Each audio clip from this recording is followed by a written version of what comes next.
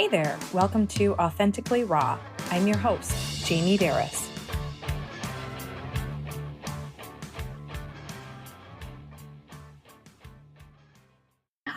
Welcome, Meghan Cornett, to the Authentically Raw podcast. How are you? I'm so good. Thanks for having me, Jamie. Absolutely. So, digging in a little deeper to your website and who you are and what you do, I've come up with a lot of stuff. I'll let you introduce yourself and give a little bit more, but I got spiritual healer out of there, musician, teacher, someone that helps us heal with our big emotions or go through them, and yoga instructor. And let's see if there was anything. There's all kinds of stuff there. So why don't we let you unpack it and tell us who you are and what you do? Absolutely. I feel like it's really hard to nail down what one single title could be for myself because there are so many things. So I really like to think of the yoga, the meditation, the music. I'm also a Reiki healer. Like all of that is just part of a greater toolkit of healing for me. So I really just like to think of myself as a spiritual healer. I love creating sacred spaces for people, especially women. It's really been my life's calling to work with women specifically on healing through difficult moments in their lives, through trauma, uncovering childhood wounding, because that's all really heavy stuff. And we need these healing tools to be able to process those emotions and that trauma to get it out of the body. I've done a lot of talk therapy in my past, and it's been really, really helpful. But I know that on a somatic body-based level, it doesn't quite meet that need to be able to release, right? Our bodies hold so much of our history. So by having this toolkit of different alternative kind of healing modalities, it's so helpful for myself. And I love to bring it to other people and create an opportunity for others to heal, right? I'm not healing anyone specifically. You do your own healing work, and I just offer the support and possibly a different modality that maybe you hadn't experienced before. It's amazing and beautiful work what you do. I want to clarify, just because sometimes just for the audience and listeners, they don't always know what somatic healing or therapy is, because everybody thinks of therapy a lot of times as just talk therapy, and there is so much more, so many different diversities of therapy. And the somatic therapy, could you explain to the listeners what that is, please? Absolutely. So somatic means of the body. And it's really any type of exercise or practice that gets into the body. So you get out of your head and into the body. So yoga is actually a somatic practice. And that's why often when people practice yoga in a certain pose, you might just suddenly feel a wave of emotions come through. And sometimes it happened to me, you just want to cry for whatever reason. You're not even sure why you're crying, but it's a release that needed to happen, right? Oftentimes that's like hip openers and heart openers for people. It's really emotional. What I have found to be super helpful for myself as another somatic practice is EFT, Emotional Freedom Technique. And that is actually tapping on various points of the body. They're acupressure points, and it works in this beautiful cycle. You keep repeating the cycle, and it just helps you regulate your nervous system. So somatic practices are body-based, and they seek to really quiet your nervous system. So we get into the parasympathetic nervous system, which is our rest, digest, heal kind of mode. And then usually we're often in sympathetic response, which is our fight, flight, freeze response. And when we're stressed, that's where we're living, right? When we're in our heads, we are living in that fight, flight, freeze. So when you can get out of your head and out of the overthinking, the ruminating, the worrying, the anxiety, all of that stuff, you get into the body and you're like, oh, actually, I'm okay in this moment, right? I can calm myself. I can kind of somewhat quiet my thoughts. They'll never be fully quiet, right? As we know, but just getting out of that ego, because that's where all our suffering is, right? For sure. Okay. Wow. I'm glad I asked that question. It was really truly for the listeners, right? Not just me. No, because I think a lot of people they haven't heard of what, somatic healing or somatic therapy is, and it's more of the body. And I'm glad I asked it because boy, you touched on so many things. And I guess I always referred to, just, you called it EFT, emotional, what was that? The tapping? Emotional freedom technique. Freedom technique. Okay. Because I've been doing that tapping and I love it. And I didn't know the name behind it. I just have always called it tapping. And so if you don't mind, I want to ask some questions because I want to make sure I'm doing it right, which I kind of laugh. There's so many things that you talked about. I'm jotting a couple things down that we have to touch on.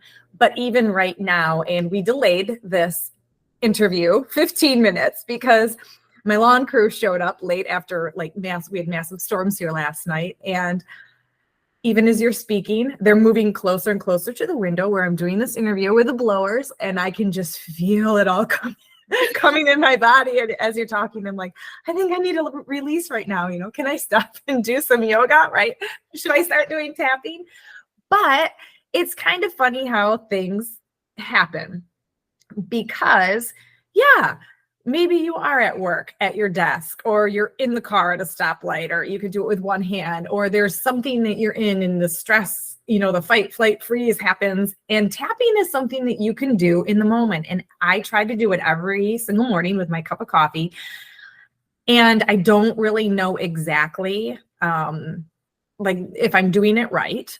But here's what I do. And I'm going to try to talk through it to the listeners. And maybe if you're able to, if you're not driving, maybe listeners can kind of go through it. And then I want you to guide me through it a little bit too. But I start at my head and I'm tapping with my fingers on top of my head. If you're listening right now, and I try to do one big inhale and exhale, and I will count to 10. And then I go to my forehead and I tap on my forehead. Same thing. I try to slow. And when I start, I should say I'm always really fast on my head. I'm really fast on my forehead. And then all of a sudden I catch that rhythm of my breath and I'm like, okay, slow down. And then I go to the outside of my temples and I usually do the 10, with my breath.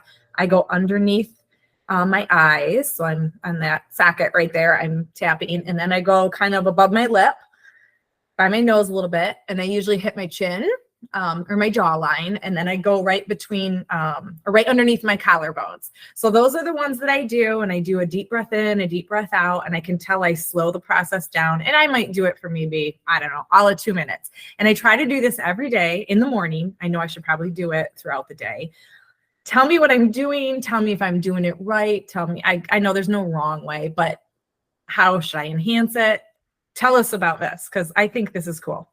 Yeah, absolutely. I mean, I will say I'm not an EFT practitioner, but I've done a lot of it for myself, and I've worked with actual practitioners, and it has honestly changed my life. Tapping has gotten me through some of my most intense anxiety attacks in the past. So what I've done is, like you said, Jamie, on the go, anywhere you are, driving, at your desk. I've done it literally, and I still do it, literally walking down the street when I feel something, right? And it's anytime you're feeling emotionally charged.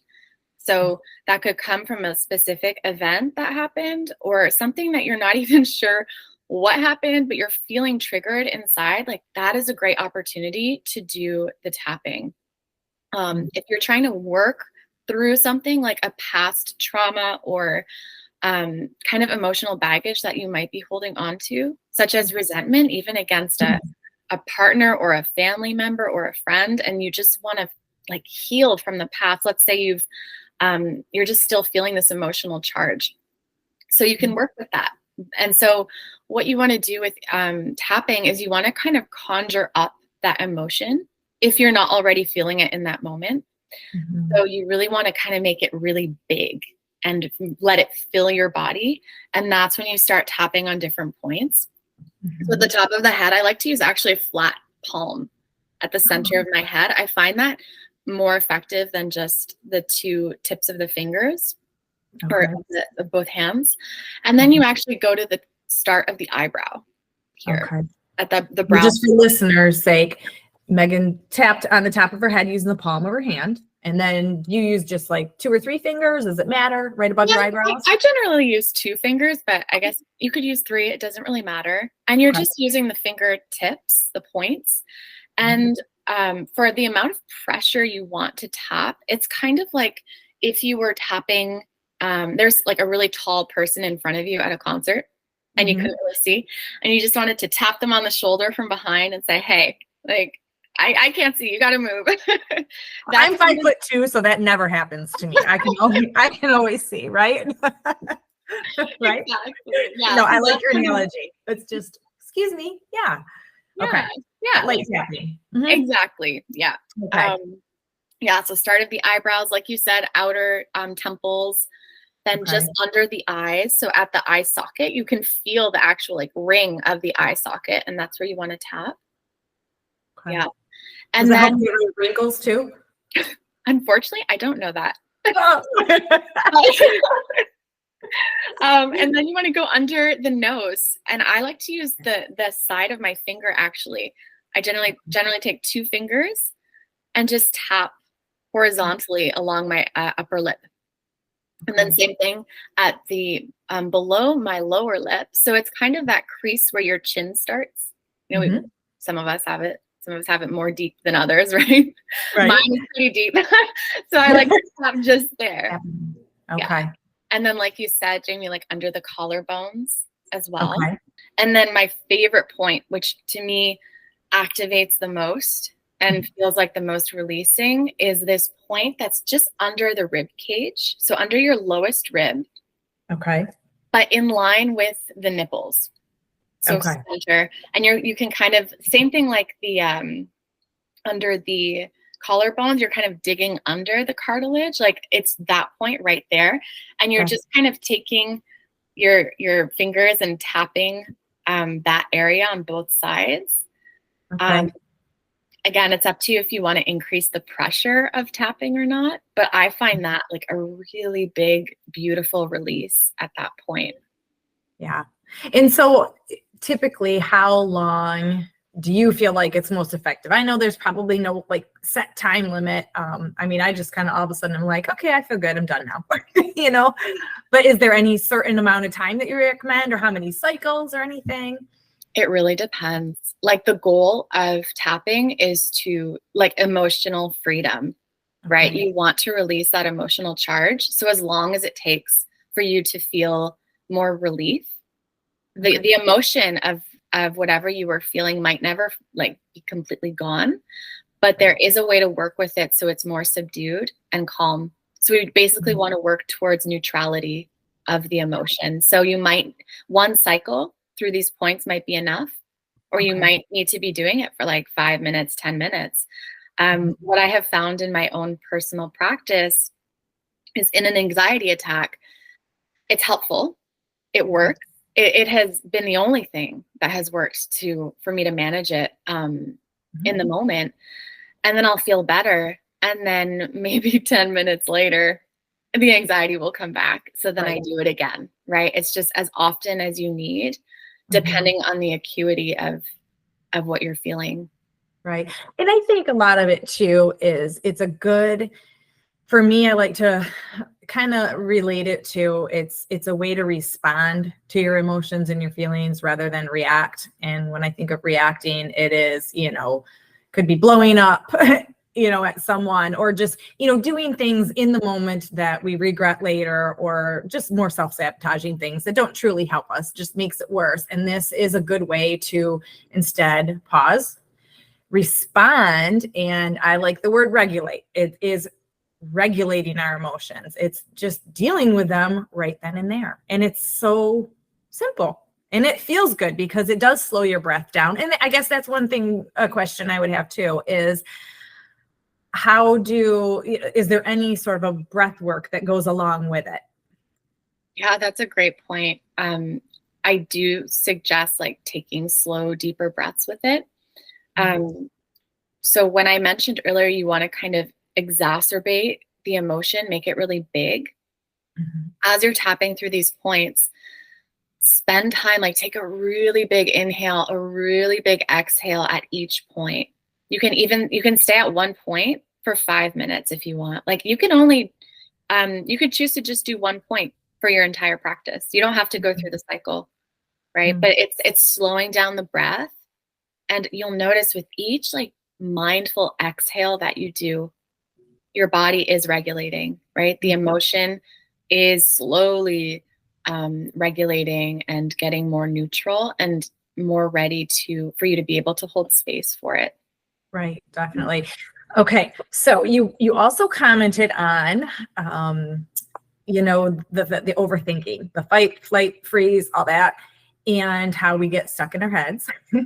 I'll admit I'm a deep thinker. I'm always thinking. There's a lot going on in there all the time. And how can you relate? I guess my question is, you're a musician, teacher, and then there's the yoga. So that's one part of it. And then second part is, I know that you have a story and some deeper wounds and trauma and things like that. And it has kind of changed your story or your trajectory of your life. And it's kind of put you down the path to using all of these different modalities for healing. So would you be okay with unpacking a little bit of your story? Because I think a lot of people, and I think talk therapy is fabulous, and I think it is a first good start for people. And I think a lot of people, though, can still get stuck there. And it's funny because when you were talking just about the somatic healing, I have a book. It's called The Anxiety RX from Russell Kennedy. It's sitting on my desk right now. And probably my favorite line in the whole book is, you cannot think your way out of a feeling problem. And I say that to myself a lot throughout the day, because so many of us try to do that. And like you said earlier, and I 100% agree, is that keeps us stuck in resent and rumination. And I have clients, and I think that is probably one of the number one things that gets brought up. And if for people that don't know what rumination is, it's stewing. It's just sitting around being pissed off, rehashing things in our head over and over and over and over, right? It doesn't help. It makes it worse. And we store those emotions, and we actually build on those emotions. And so we have to obviously get that out. And you have done that and changed your trajectory. So if you don't mind, go ahead and explaining a little bit about that. Please tell your story. Absolutely. Thank you, Jamie. Yeah. And I will say, like, to preface all of this, I think it's a constant practice, a lifelong practice, right? It's not something that I'm done with. Right? Right. It is not linear at all. Exactly. Yeah. And oh my gosh, that has really been my biggest lesson in the past year and a half of healing is not linear. Growth is not linear. Grief is not linear.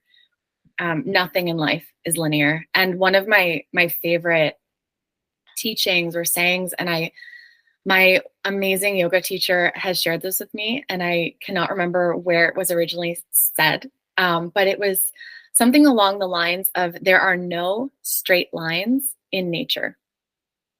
Yeah. So I find that incredibly soothing and comforting to know. Mm-hmm. Mm-hmm. And nature has really been like a huge teacher for me through this. I really believe like every lesson you could ever need to know in this human life is out there in nature, just by observing. So yeah. So my story, I have been, as you said, like a yoga teacher, a meditation teacher, a music teacher for many years, actually. And this was pre my story, really. I feel like my story really just started in the past couple of years. And I had this toolkit already of all of these amazing healing practices, and I was using them. And I also felt like, I don't know if there's, I feel like my story's not big. Like I don't have a really traumatic thing that happened to me yet in life. I mean, I'm 32, so I'm still young, but I've lived enough of life also, I think, compared to a lot of 32-year-olds. As you'll see, but like, you know, a lot of that is also stuff that you haven't uncovered yet. Mhm. So about well, a year and a half ago, I had been in an 8-year-long partnership. Mhm. 4 of those 8 years was married. And in January of 2022, my husband at the time suddenly left. Mhm. It was really, really messy, a confusing like 2 to 3 months in the Mhm. beginning of that year, where I wasn't sure what was going on. And this was really out of the blue. I had no idea. Um, Prior to this, I had started my journey in talk therapy for the first time of my life. And this happened about a year to 10 months before my husband had walked out. And I really started to uncover a lot of childhood wounding in talk therapy and making the most amazing progress and fast progress with talk Mhm. therapy. So that whole year, I was shifting, I was healing, I was becoming a healthier partner. I was learning how to set boundaries. I Mhm. was learning how to communicate better. I was learning to not people please as much. You know, like other human adults should be able to voice their needs. And, you know, if they're not happy with something, they should be able to tell you, right? So I'm like, okay, I can trust. I can sit back, trust that my husband or my partner can just tell me what is up, you know? And I just got into this like such healthier mental health space than I'd ever been in my life at that point. And lo and behold, I had no idea that was shifting, drastically shifting Mhm. the relationship with my husband. And I didn't know this Mhm. because that relationship had been built fully on a trauma bond where we're Mhm. both completely in our childhood wounding and Mhm. reenacting that. Right. Yeah. Mhm. So as I got healthier, I noticed he got less, outwardly seemed to be a little less healthy. And I had no idea it was actually about the relationship. And so he leaves, it's confusing, wants a divorce out of the blue without trying to even talk to me about anything that was wrong. Mhm. It's really like I cannot describe how traumatic this was. Mhm. At this point, I was also living in New York City, which is one of the most expensive places to live. As background, I'm originally Canadian, and my husband is a dual citizen, American and Canadian. So I was in the States with a green card through marriage, which Mhm. hadn't been fully processed yet at that point. So I'm feel like wow, I'm being abandoned in this foreign country in a huge, expensive city where I was also financially reliant on my husband. He was the breadwinner.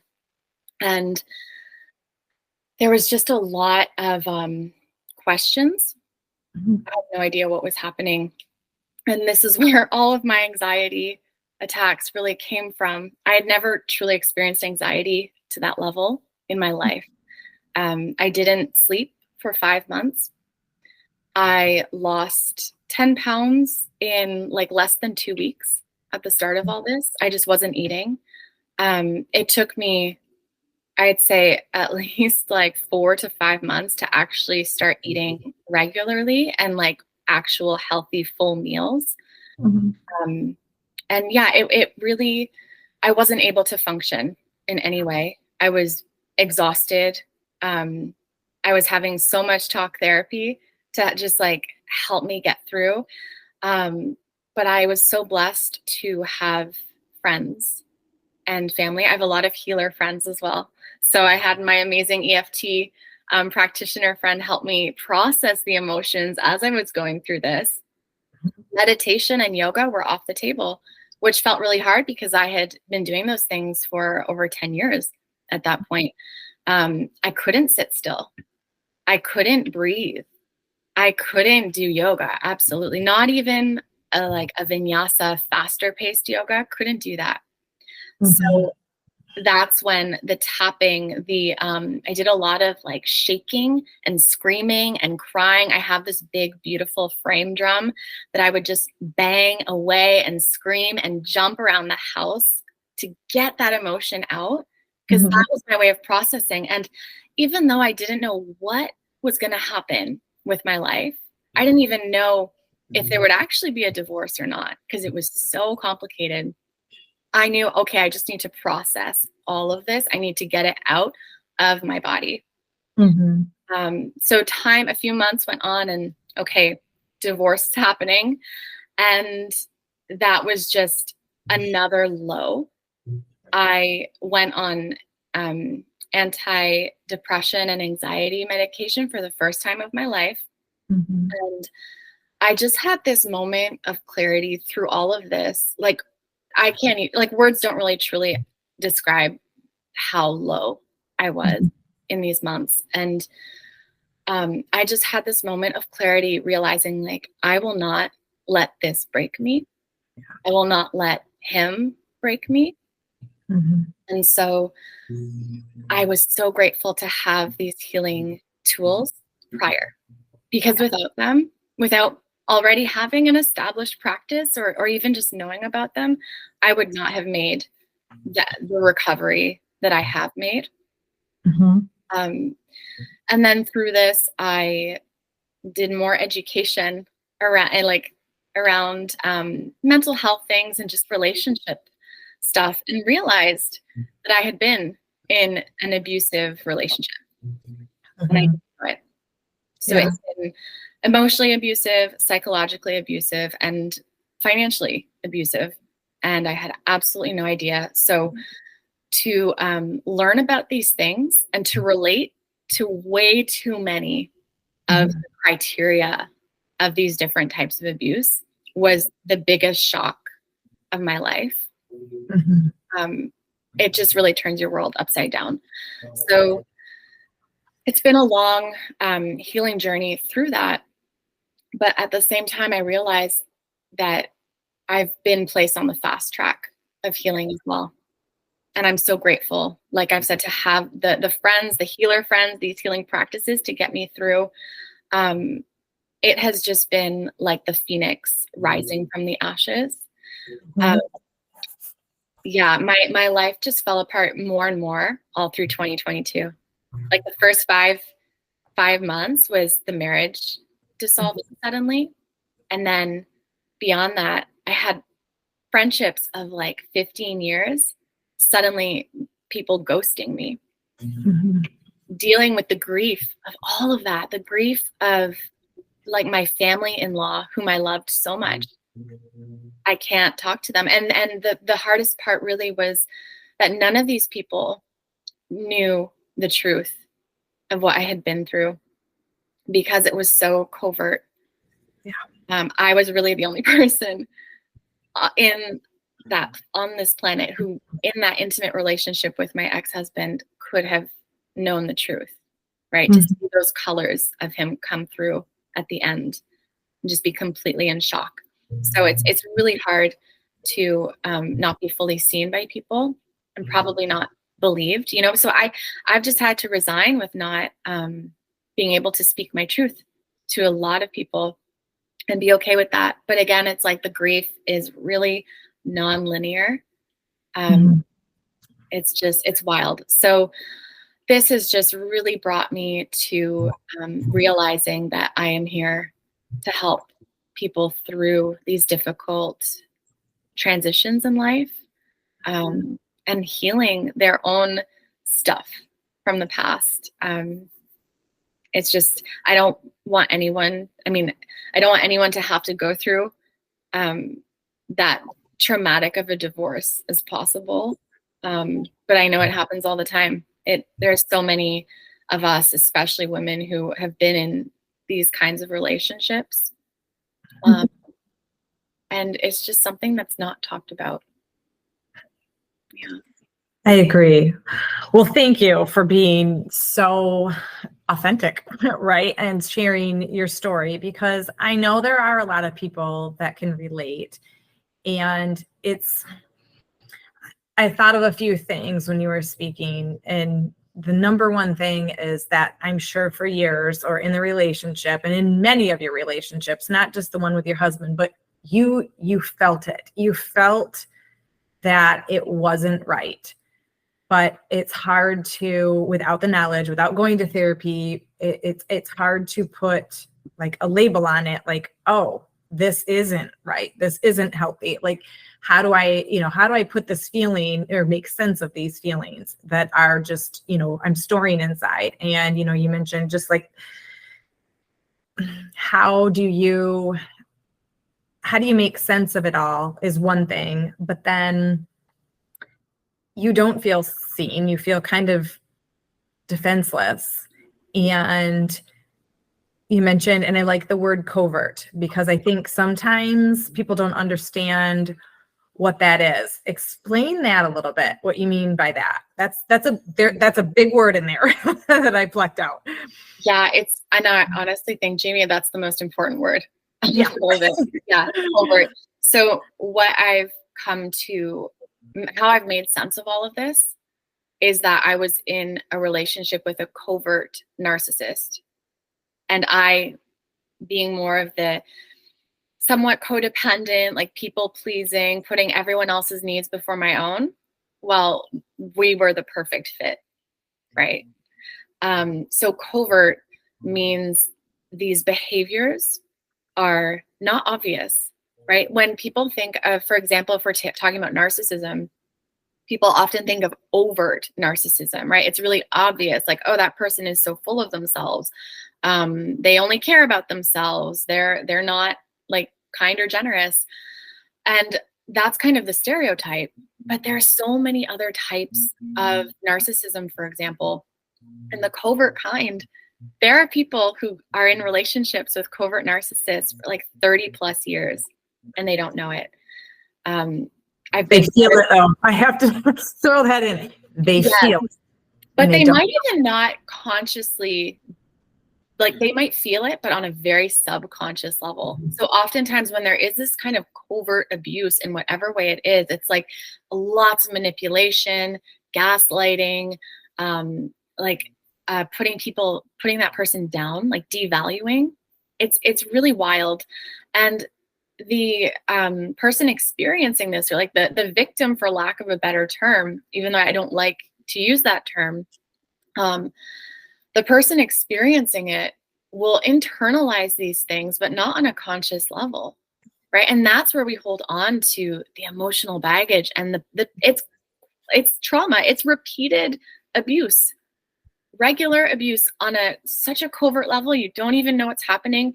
And in relationships with these covert abusers, they're generally very long relationships, like years and years and years long, right? With an overt narcissist, it's kind of hard to be in like a 30-year relationship with an overt narcissist if you're like, okay, I've had enough. Like, it's so much more obvious, but it's the covert stuff that is honestly the most kind of dangerous and the most like insidious out of all of it. So people who experience this often have health issues, and it often takes them years after getting out of these relationships to fully recover from these health issues. There's a lot of autoimmune disorders through this as well. So yeah, it's a huge issue. And I really wish more people knew about it and that it was spoken about more.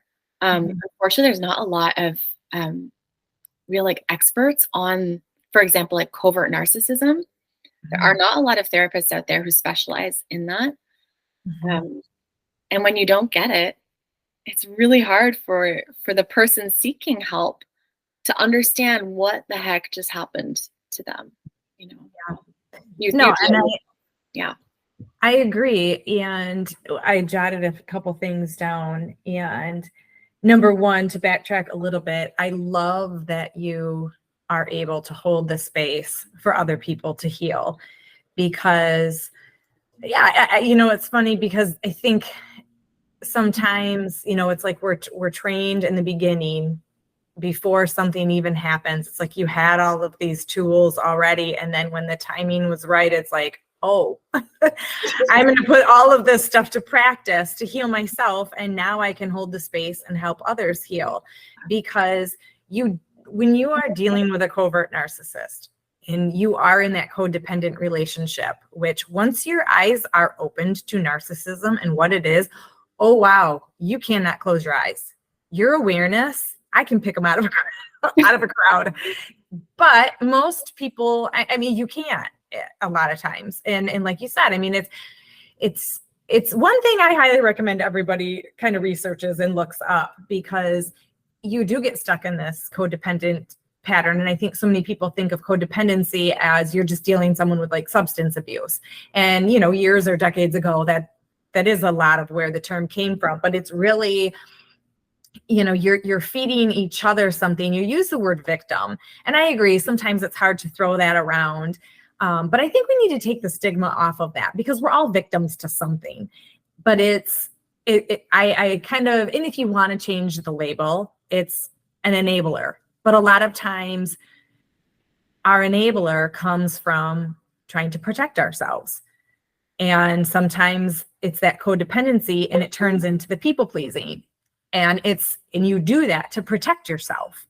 If I please and don't, you know, make the waves, or, you know, I act just so, I basically, because you're basically an object to a narcissist, to a covert narcissist. And if it can be that object for them, which is codependency, then everything will be good. I'm protected, right? I'm not going to get hurt. I'm not, you know, and so much of this is not really going through our head. Like you said, it's more at that subconscious level. We don't know that we're truly doing this.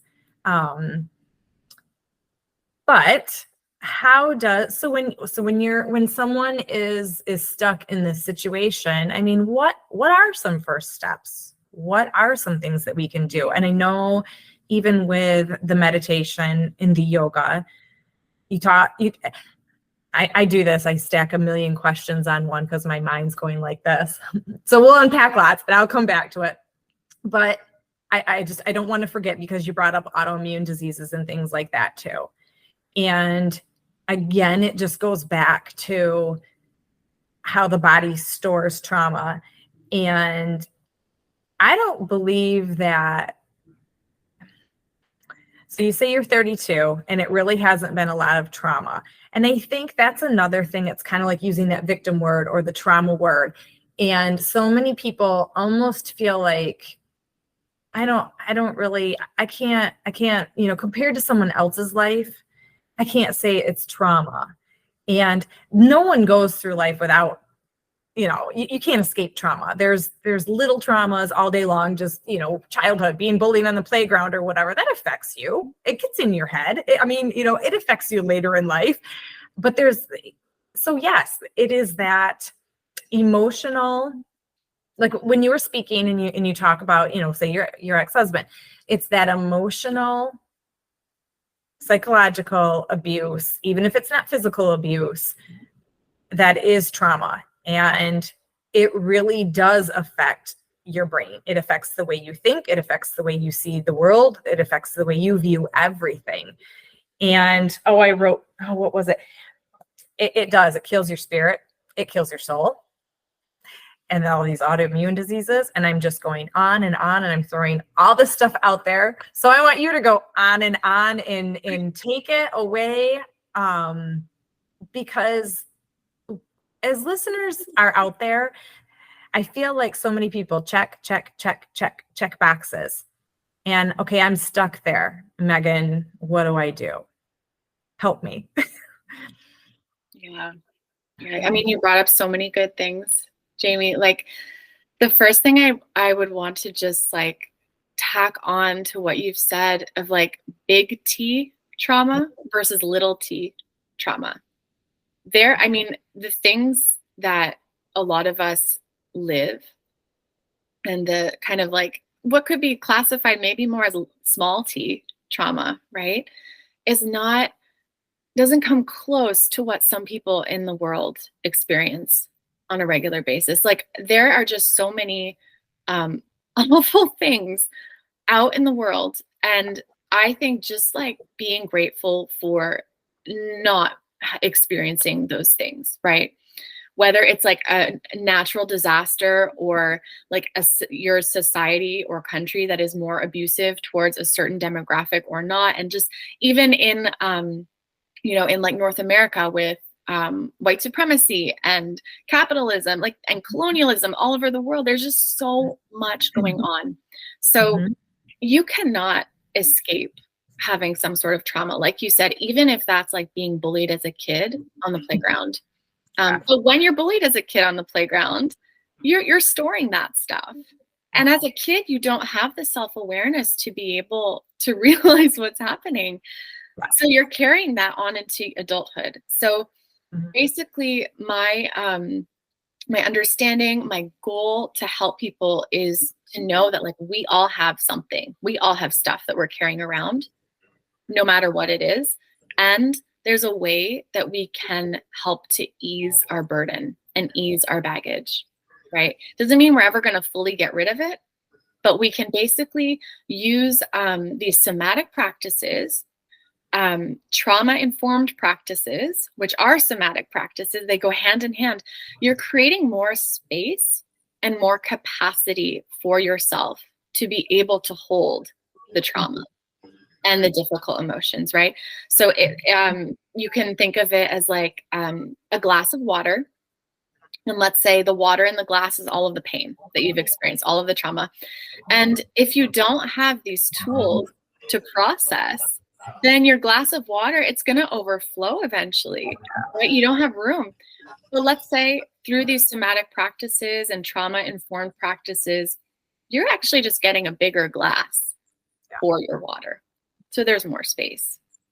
So that's really what I just am so passionate about, helping people realize that it's a possibility to get that bigger glass, right? Exactly. You can create it.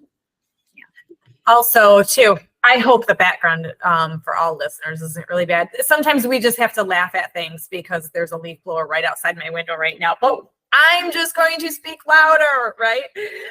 So on the trauma part, I love this. I recently interviewed a counselor / coach, and she does a lot of work with her clients, getting them through trauma. And I just love the saying, I'm sure everybody's heard it. Life is, more about, we all have the trauma, right? We all have trauma, but it's how you react to it, because there can be natural disasters, there can be disease and illness, there can be physical abuse, emotional abuse, sexual abuse, whatever. And it can happen to all of us, and we all react differently. And I love to take the words, let's take the two words blame and victim, for instance, because there is a point when it's healthy to look at something and say, that was not my fault, and to blame something else. Okay. A tornado just went through and ripped my house apart. That was not my fault. I blame this mess on the tornado. Okay. Now what am I going to do about it? I need to do something, because there's a cleanup, right? There's a mess there. And it's that saying, I like just the simple terms of too, it's not your fault necessarily that you're messed up. But it is your fault if you stay that way. It's a choice, not always a subconscious choice. We need we need to get some help. But even when it comes to people and relationships, because we all hurt each other on a daily basis, whether we intend to or not, whether we're narcissists or not, it doesn't matter. That's just life. We're all human. We're all flawed. And to look at something and blame and be like, let's go back to our childhood. It could be the bully on the playground. It could be the way, your parents raised you, or a coach or a teacher treated you, or, a friend. I mean, it could come all over, and it happens even through adulthood. It's one thing to look at it and I like to take the blame and say, it's more of a knowledge or an awareness of, oh, that's where it came in. So blaming someone, though, would then be staying there. And that hurt, that pain, the aggression, the sadness, whatever it is that you're carrying, and just, I'm going to stay this way and it's all your fault. To me, that's your blame. But you can also use that blame of, okay, oh, that's where it came in. This is why I feel this way. And you make understanding of it. I'm not going to stay here. Here's what happened. Here's what's going on. Here's what's keeping me stuck. This is why I feel this way. and I don't want to. I want to release it. And that to me is where, just say, like the yoga and the meditation is so helpful. And I think people are always looking for something. It's got to be bigger than that. It's got to be harder work. And I'm not saying it's not. No, I'm not going to say it's hard work. It's long-term work. Like we talked earlier, it's not linear. You're going to have ups and you're going to have downs, and it's a practice that you're going to have to do for the rest of your life. So I used to teach yoga, and I will say back in the day, it didn't really occur to me, the whole somatic experience of it. It was more, and I think a lot of people think this way, and this is why I'm bringing this up, it's cosmetic. You know, I'm going to get toned this and that and whatever doing yoga. I'm going to increase my flexibility. Are you going to get those things? Absolutely. But it's so much more that you can tap into it, and it has so much healing. And even with the autoimmune, through the yoga, I would love for you to explain how, and maybe through the meditation too, but let's maybe start with the yoga. Because earlier too, I'm digging up all kinds of stuff from earlier in the conversation. You talked about hip openers, because I have also heard that too, about how we store a lot. Is it from our childhood or something in our hips, which is crazy to me. So I would love for you to talk on that. And then you also said like heart openers. So let's say I have a lot of stored trauma, like emotional trauma. And let's say I have gut issues. I have a lot of gut issues, digestion issues. There it is. Everybody that knows me knows that. And I know a lot of people that do, and a lot of autoimmune disease. I know a lot of people that have lots of autoimmune disease. And if you're listening, instead of running to our doctors for prescriptions, you know, maybe there's some other things that we can try, or things that go hand in hand. So can you speak on that, please, with the yoga? Absolutely.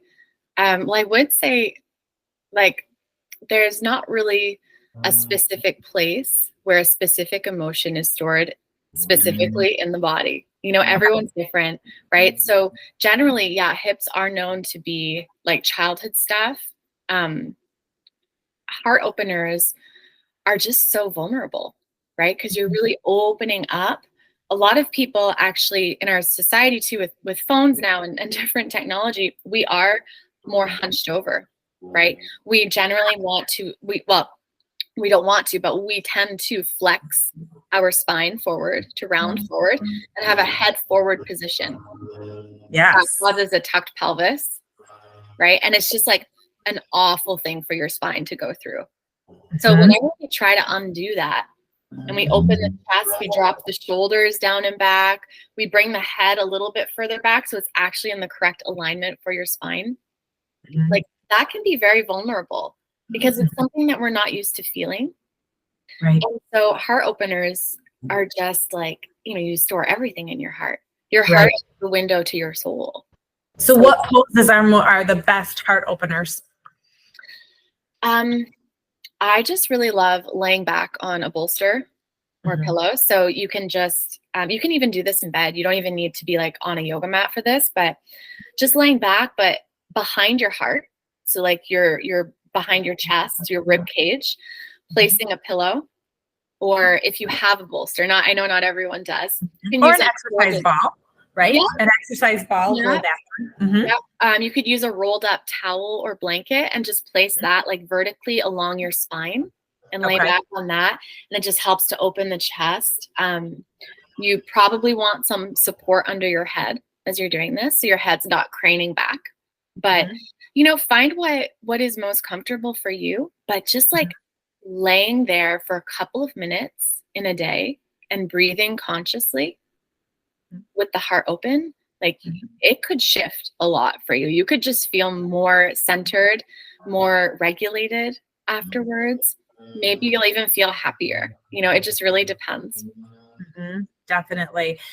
And then as far as hip openers, so whether the listeners are active yogis or they want to Google a yoga pose, say the hip opener. So when I think of hip openers, which it's one of my favorite poses ever, still is just going, and I call it down dog still, downward dog, and then going into 3-legged dog and just opening up the hips. That has got to be, I don't know. I love that. So I consider that a hip opener, but what are some other good hip opener poses or stretches? Yeah, absolutely. You can do like forward lunges. So a low lunge. I like to use blocks under my hands if you've got them. If you don't have blocks, you can use books. And that's just stepping 1 foot forward so that front leg is bent at 90 degrees from the knee. And then the back leg, that knee is actually resting on the mat or on the ground. And you can, kind of shimmy your hips forward a little bit. So you play around with the degree of stretching that is happening in that back leg's hip. But you'll really feel it across the front of the hip, the front, that quad of that leg as well. I think that's nice. You can rock back and forth in that. Another pose that I really like is saddle pose, which is having these 2 blocks. It's like a version of camel, if you know what camel is. Camel can be really intense, though, for a lot of people. Okay. So this is a pose where, if you have the blocks, that's awesome. You come to just sit on your shins. You're sitting back on your heels.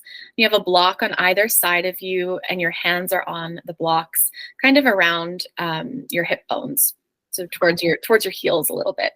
From there, gently pushing through the hands and raising your pelvis off and away from your heels. So you're kind of stretching and bringing your pelvis forward. And it doesn't matter how much, right? Everyone's going to be different, but that will give you a little bit of actually both a heart opener and a hip opener. And I really like that one. I also think of, and I still call it, I just do yoga by myself mostly in the living room, but my days of teaching, I always called it Cobra, where you're, or do they call it up dog? Which one is that? You know what I mean though, where your hands are on, say your palms are on the ground, tops of your thighs and everything is on the ground. And then you arch back, which now that we're speaking, that sounds like a good heart opener and hip opener as well. Yeah, Cobra, that's it. Sphinx is another one. So if Cobra feels too intense for some people, you can check out Sphinx, which is a little bit less of a deep arch in the back, and you're actually pushing yourself up on the your forearms. So you're on your elbows. So it's just a little bit of a gentler stretch. Definitely. And it also reminded me of pigeon pose, where you have the front leg, at the angle, and then your back leg is back.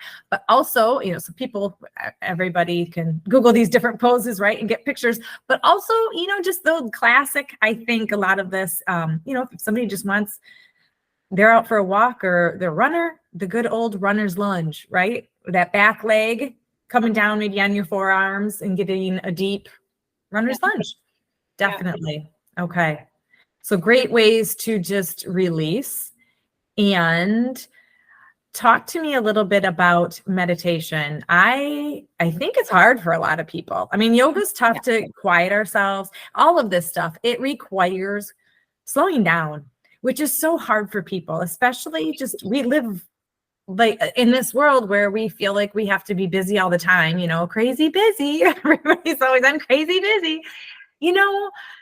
We got to slow down. It's not helping us. It's hurting us. And we have to stop wearing it like a badge of honor. It's not. And meditating and doing yoga, it helps slow us down. It's good for us physically, mentally, emotionally.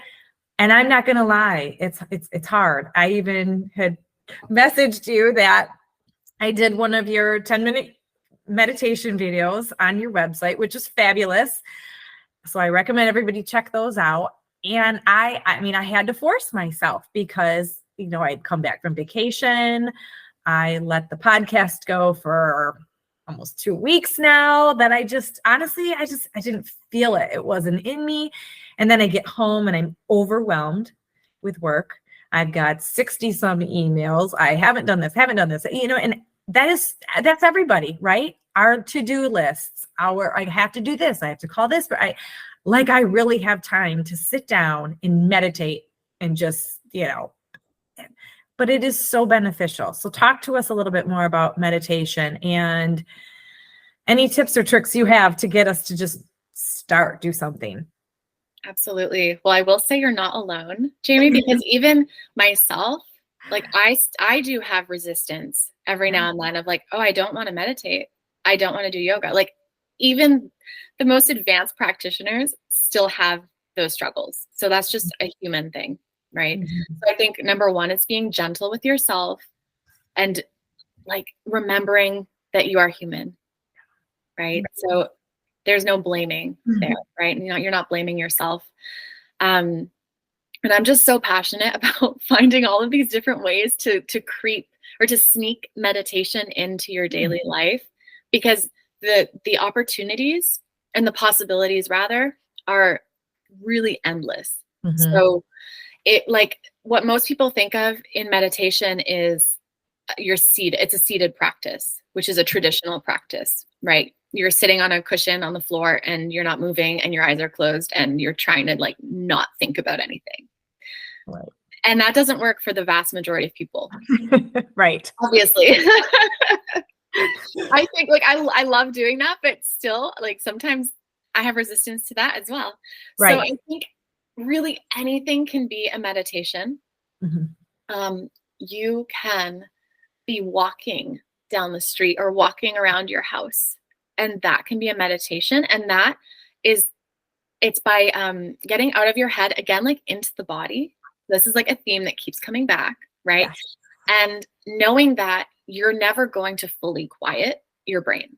The goal of meditation is not to stop thinking. And that's a big misconception that people often have. They're like, oh, my brain's too noisy, I'm not doing it right. That's not at all what meditation is for. Like their brain's always going to go.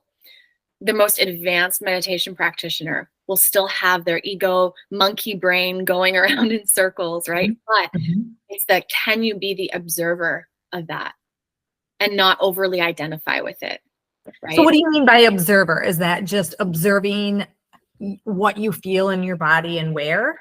So it could be, it could be that.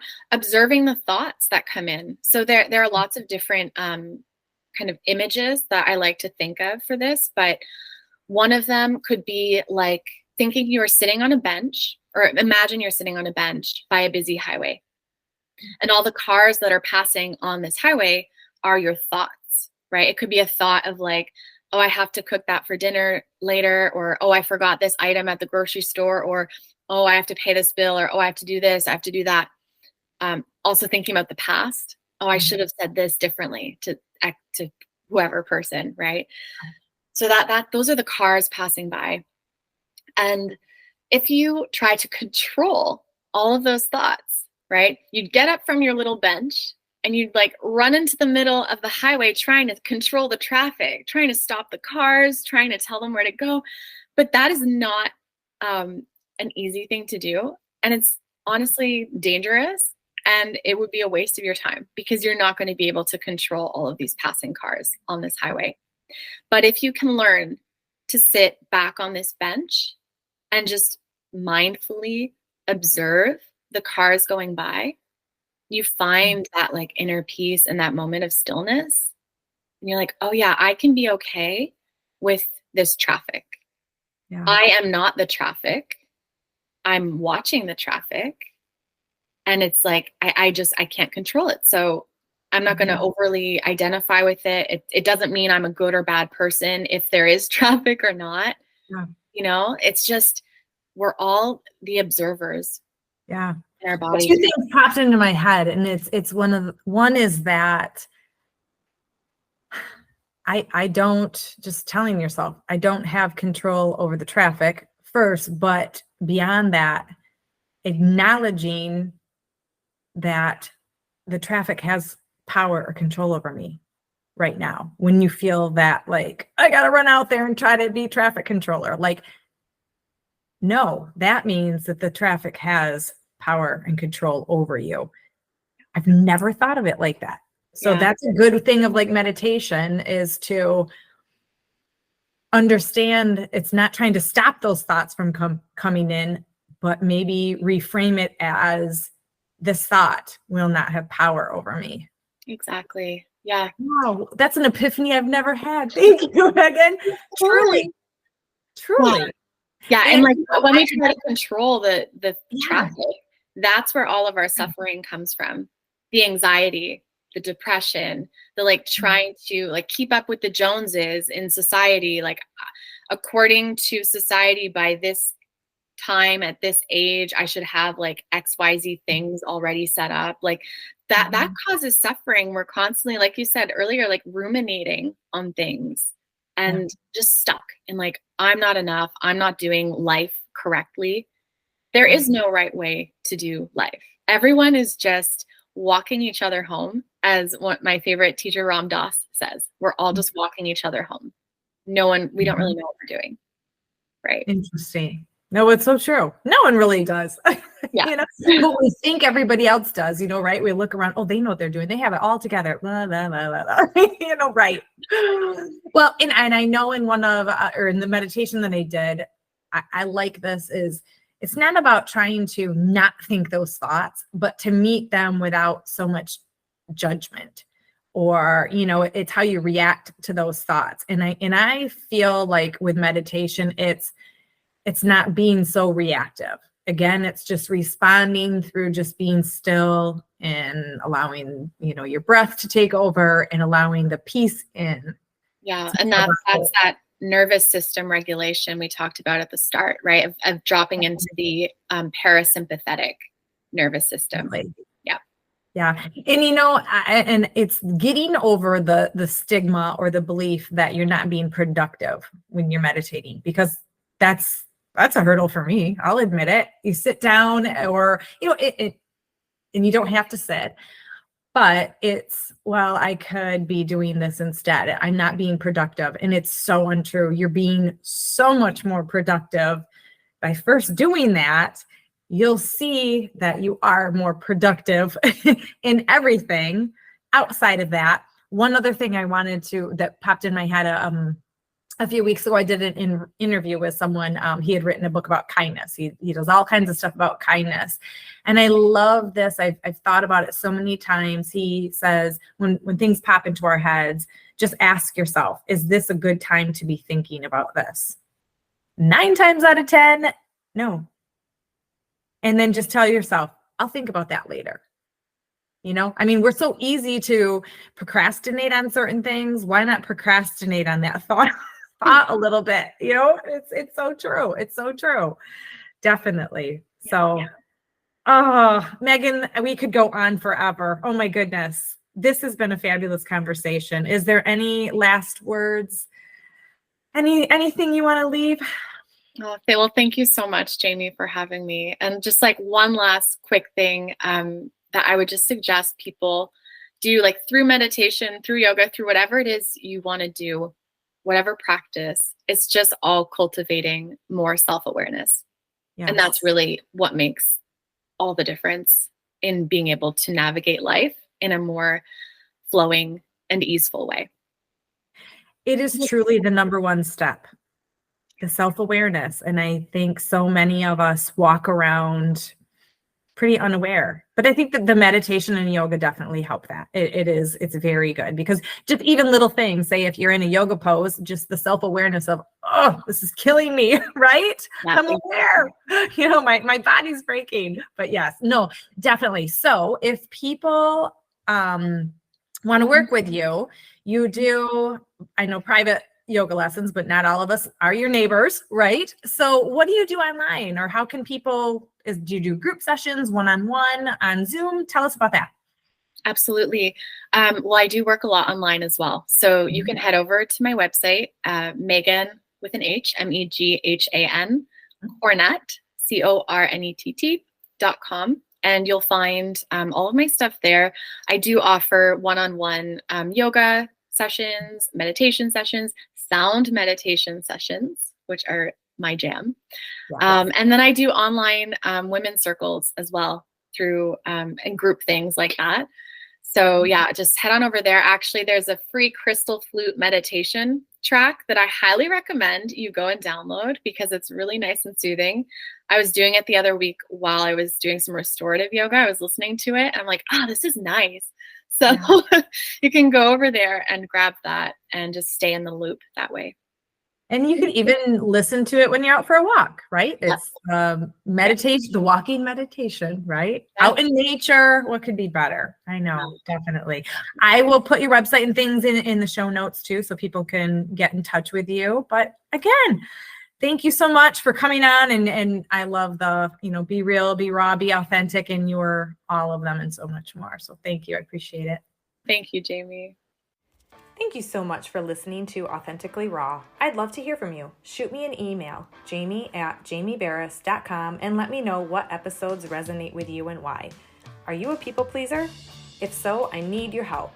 Please, I'm writing a book about people pleasing titled The People Pleaser's Guide to Pissing People Off to improve your relationships, especially the one you have with yourself.